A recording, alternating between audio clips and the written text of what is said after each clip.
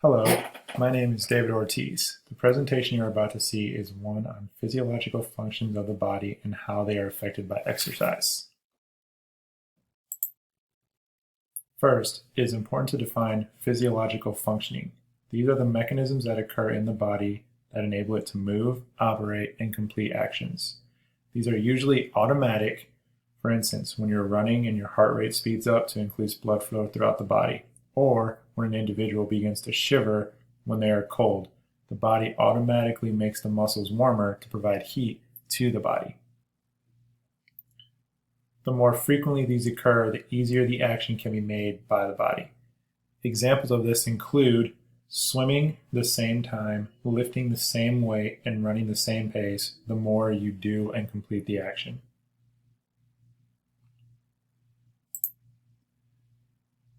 Factors affecting physiological function during exercise. Enhancers.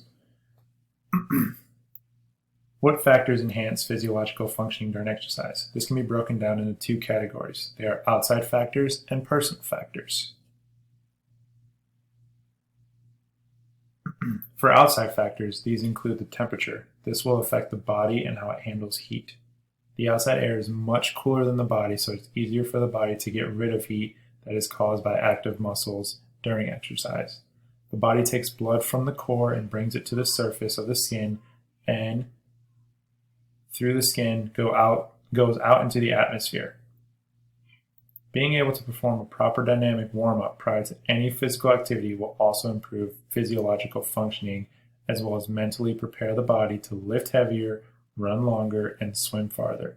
This is due to a psychological boost.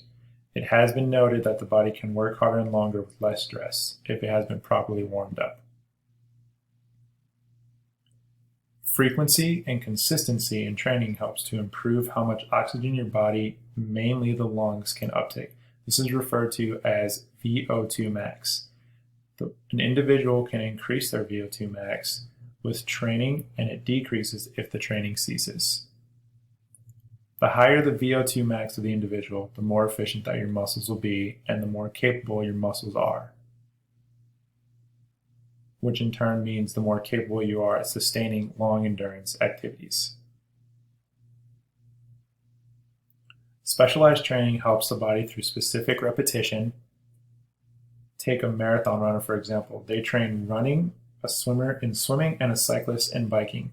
However, specialized training should not be the only training one conducts.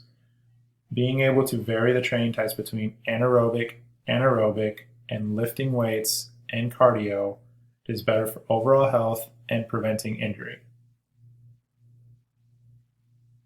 The personal factors include proper hydration.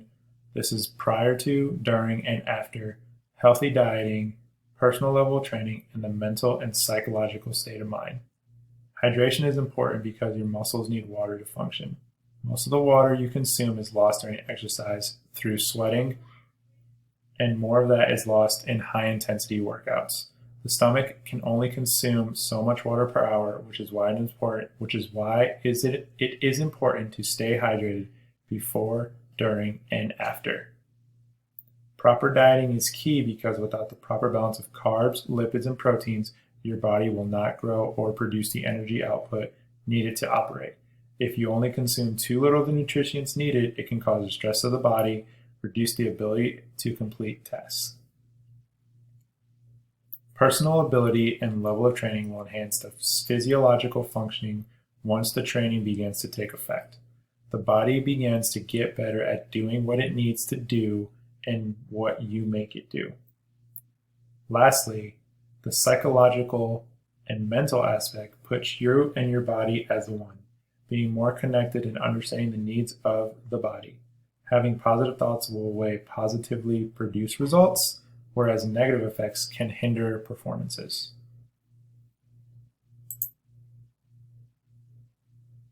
Limiting factors of physiological function.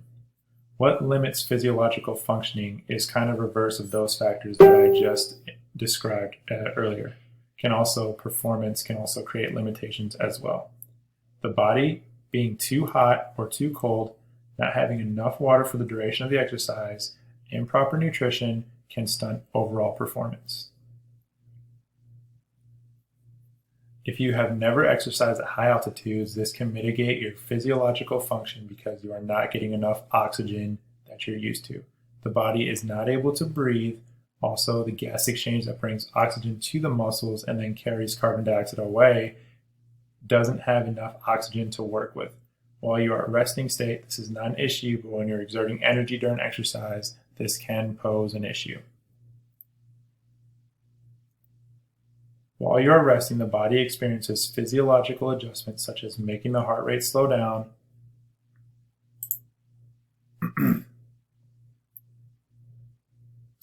blood pressure decreases, and the body temperature begins to reduce.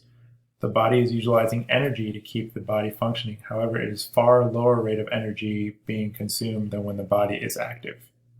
But the longer the body is at a resting state, the more exercise capacity you lose. This includes muscular strength, VO2 max. For us currently going through this corona pandemic and not being able to go outside and work out, we're slowly losing our muscular strength and VO2 max.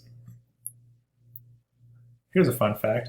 If the body is resting and the temperature is cold, the body's heat mechanisms increase in order to maintain the core temperature, so the blood flow to the surface will decrease to reduce heat loss, and the body will begin to shiver in order to make muscles produce heat. Basically, in any situation, the body adjusts and takes care of itself, and it gets better at doing it every time.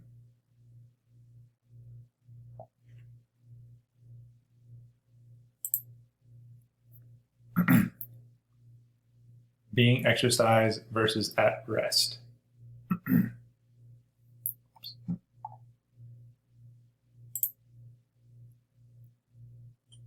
Oxygen uptake and heat production. The body's core temperature increases in proportion to the intensity of the effort. Basically, the body produces a lot of heat while we exercise and when we breathe in oxygen. It is called oxygen uptake. This provides oxygen for the active muscles, which allows the active muscles to then generate heat. This is beneficial during exercise because warm muscles work a lot better than colder. Another reason why we conduct warm-ups prior to any sporting or physical event. But if there is too much heat in the body, it can become heat stressed and will not function properly. This can result in illness and, in some cases, based on the severity, death. The human body does have ways to deal with this as well. I described one of these already, and the body makes blood carry heat to the surface of the skin to be dispensed into the atmosphere. Another mechanic is through sweating. We have all experienced this, and it is common. It's shown that skin that is wet with sweat is high in potential evaporating and cooling. Another way heat can be dispersed is through breathing or panting.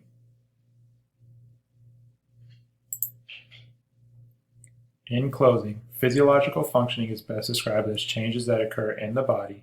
These have to do with adapting as best as we can in whatever scenario we are placed in. These can be immediate changes or changes that occur over time. The factors that influence physiological function during exercise play hand in hand with how well the body is conditioned and how well we care for it. The factors that influence physiological function during rest are similar in that the body can adapt to rest and it can lose the condition it once achieved. Weather can play a vital role also depending on the weather. Physiological adaptations are like those in activities such as heart rate, heart metabolism, and blood pressure increases. Finally, heat is produced through oxygen uptake, which passes through the muscles, generating energy, releases heat stored in the body. This concludes briefing on physiological functions.